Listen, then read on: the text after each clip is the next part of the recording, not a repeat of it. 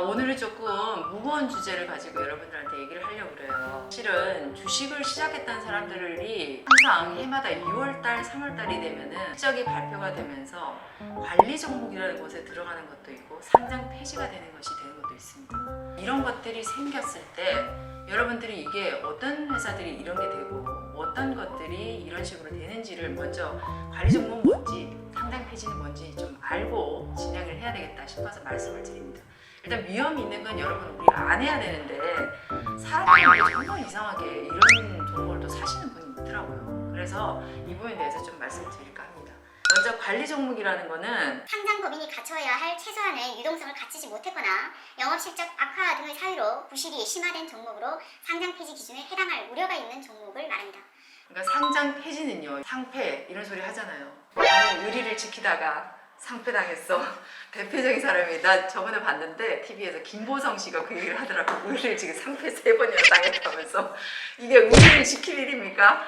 이 상폐라는 거는 말 그대로 회사가 정말 심각한 상황이에요. 우리가 그러면 상장 폐지는 어떠는지 먼저 얘기를 해볼게요. 상장 회사로부터 상장 폐지 신청에 의한 것과 상장 폐지 기준에 해당돼서 증권거래소가 상장을 폐지시키는 경우가 있으며 특별한 경우로는 재정경제부 장관이 공익 또는 투자자 보호를 위해서 명하기도 합니다. 사실 상장 폐지 기준은요, 제일 핵심이 처음이 뭐냐면 전액 자본 잠식이 되는 거예요.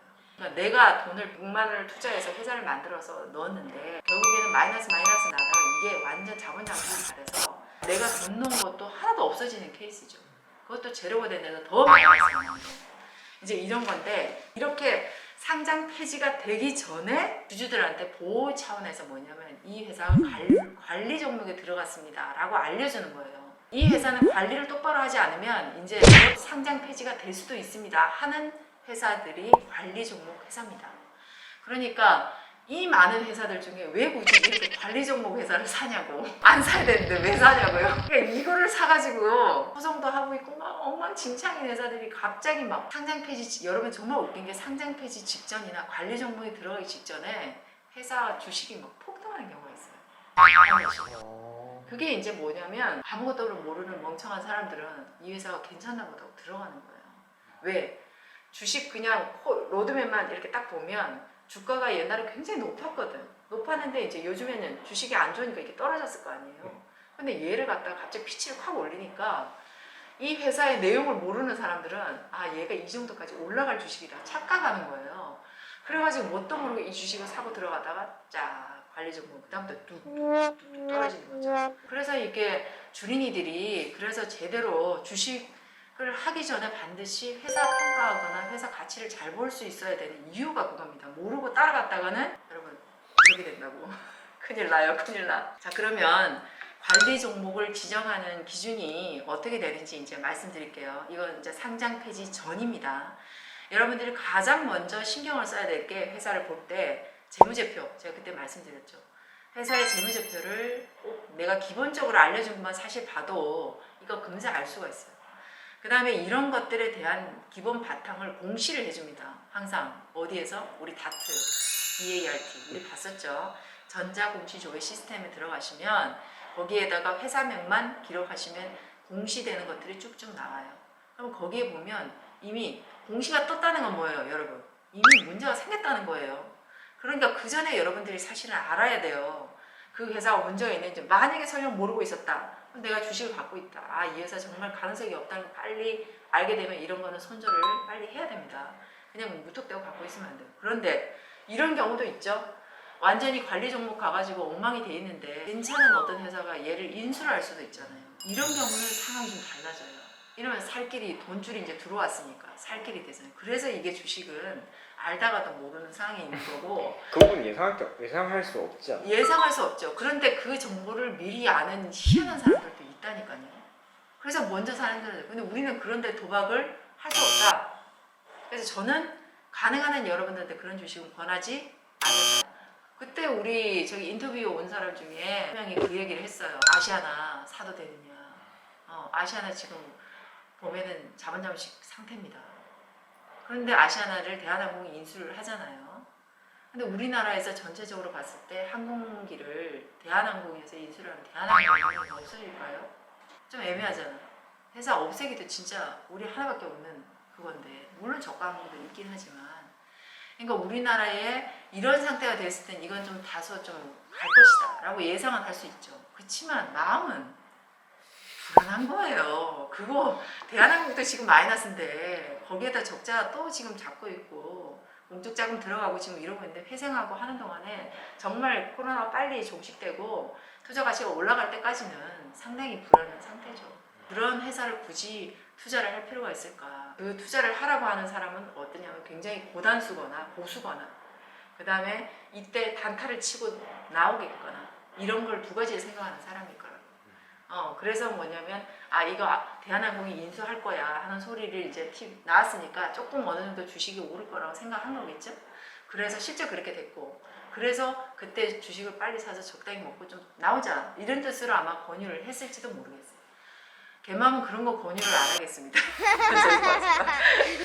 자, 그래서 첫 번째 관리 종목은 어떻게 지정이 됐냐. 자본 잠식입니다. 무조건.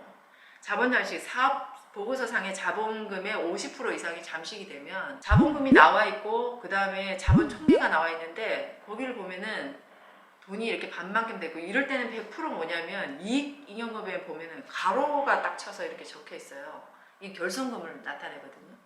결손금이 이만큼 났다 이런 뜻이기 때문에 결손금이 그만큼 났으니까 자본금은 여기는 예를 들어서 뒤에가 사실 억 원인데 뺀다 하더라도 111만 6,176원인데 자본 총계가 55만 6,099원밖에 안 돼요. 반으로 뚝 떨어졌죠. 50%는 이미 자본 장식이 됐다 이 예상은. 이런 회사들이 사업보고서상에 나타나면 이거는 이제 관리 종목으로 지정이 됩니다. 그리고 또 아실지 모르겠지만 주식 분포 미달인 경우가 있어요.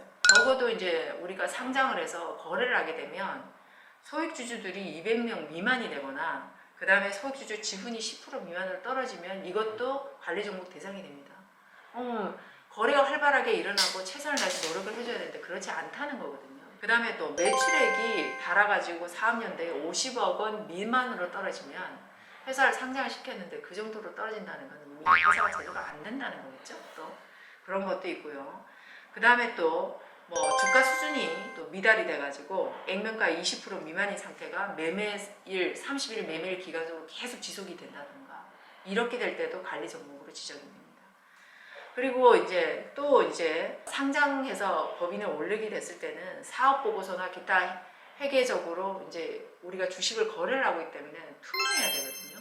근데 이런 사업 보고서라든지 강사 의견이라든지 이런 것들을 제출을 해야 되는데 제대로 제출을 안 하거나 혹은 제출을 했는데 갑자기 뭐 뒤에 얼마 되지도 않아서 이건 거짓이요, 이게 잘못됐어 이런 식으로 말도 안 되는 얘기가 나온다든가 이러면 대제를 먹게 돼 있죠. 이제 벌점이 올라가요. 그래서 이런 벌점들이 올라가거나 이렇게 되면 관리 종목 대상이 될 수가 있습니다. 예를 들어서 이럴 수 있겠죠. 뭐 이 A라는 회사가 있었는데 이 회사가 자기들이 어디서 투자를 받기로 약속이 돼 있다. 그래서 지분의 30% 정도가 A라는 회사가 이 지분을 갖고 가기로 돼 있다고 공지를 했어요. 했는데 이게 안 됐어. 그래가지고 6개월도 채 안 돼가지고 이거 무산됐어 하고 다시 공지를 냈어요. 그거는 열심히 했지만 주주들이 어떻게 되겠어? 앞에 그걸 믿고 투자를 했을 거 아니에요. 그랬는데 그때 되면 호로록 빠지잖아요.